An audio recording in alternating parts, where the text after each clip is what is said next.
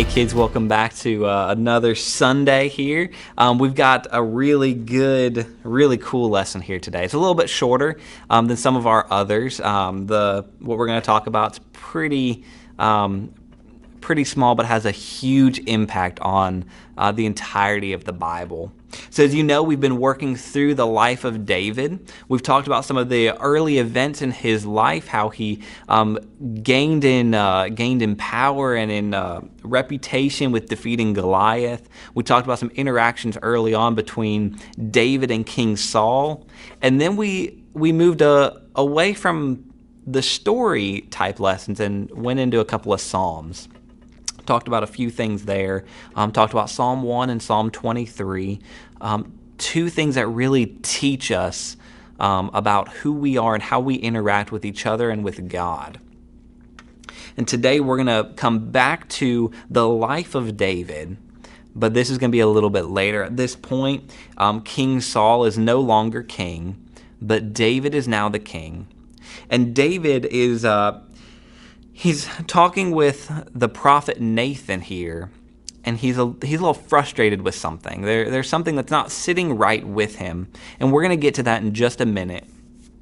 But that's kind of the stage of where we are with David. David is now the king of Israel. He's ruling everything, and he's now thinking about his place with God and how there's something more that he can do for God. So we're going to be here in 2 Samuel chapter 7. Now in a moment I'm going to ask you guys to stop the video, read 2 Samuel chapter 7 verses 1 through 17. Read 2 Samuel 7, 1 through 17. Go ahead. All right, so in this text we see that David is like frustrated. He's sad that he's living in this great, beautiful palace, but God just has a tent. He's living like a hobo over there. That's not like a hobo, not like a little tent. It's like a really nice tent. But while David has this palace, God just has a tent. And it's the same tent that was set up years ago with Moses. And David's beginning to have this debate within himself that why is he living in a palace and God's not? If God is greater than he is, shouldn't God have a bigger, more beautiful building? And he begins to have these plans to build a temple. Now we're going to know a little bit of a spoiler. David's not actually going to build the temple, but somebody else will. But that's for a whole nother lesson. Today what we're going to talk about in the latter part of these texts, the last couple of verses here, this is called the Davidic covenant. Now, in the Davidic covenant, this is a promise that God is going to make to David. And this is so important here because I told you this is a really small interaction, and we could skip over this and not really think about that it's just this conversation between David and Nathan and not see the importance of what this is saying. You see, the Davidic covenant is this promise between God and David, and God is telling David that there will be a ruler on the throne of Israel forever.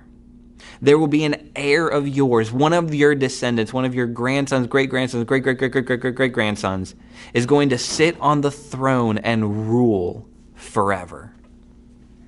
Now we're about to talk about that. So there again, we've got our three questions that we work through every week. What does this teach us about God, about people, and about Jesus? So with God, we realize when Nathan comes back and says, God doesn't really care about the building, he cares about the heart. God's been living in a tent since the time of Moses. He doesn't care about having a giant palace because God is looking at the bigger picture. God cares about humanity as a whole. He cares about his creation as a whole. When I was working through this, I started thinking that we look around at our world, and you can look around at your house and you can see some of the things that are going on. And here's a cool thing. Walk outside at some point and look around.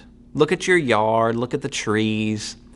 And if you walked out the front door, can you see the back door? Can you see the backyard? And if you walked out the back door, can you see the front yard? See, we can only see what's immediately around us. But if you were to get up into a helicopter or an airplane and you were to fly over your house, you could see everything at once. You see, friends, this is what God is doing. God is looking at creation as a whole. He's looking at everything as a whole. And even though we can't see everything that's going on, David, when he was thinking, when he got this promise that one of his descendants was going to be on the throne, he was thinking, okay, my physical son is going to sit on this throne that I've created. And then his son will take his place. But God is looking at the big picture and saying, no, there is a throne that is greater than this one that's in this temple, that's in this palace. And there's going to be a king who's going to sit on this that's greater than any that has come before him. We're going to talk about that king in just a moment. Now, what does it teach about people? David here set this great example for us to follow. Friends, how often do we think about the things that we have and how much we could be giving to God? You see, while God doesn't care about all of the stuff that we could give him, he cares about our heart. We need to be thinking and recognizing, like David did here, that God is greater than we are. God is greater than we will ever be. And we need to have the heart and the mind to want to give God more than we want to give ourselves. How much time do we spend playing video games versus reading the Bible? How much time do we spend on homework versus reading the Bible? Now, homework's important. I'm not saying don't do your homework. But are we spending time praying and reading the Bible, or are we spending all of our time on things that aren't really going to matter in a couple of years? Now, the last question. What does this teach us about Jesus? Well, friends, I told you that there's one day going to be a king that's going to sit on this throne. A king is going to sit on David's throne forever. And we don't live forever here, but Jesus lives forever.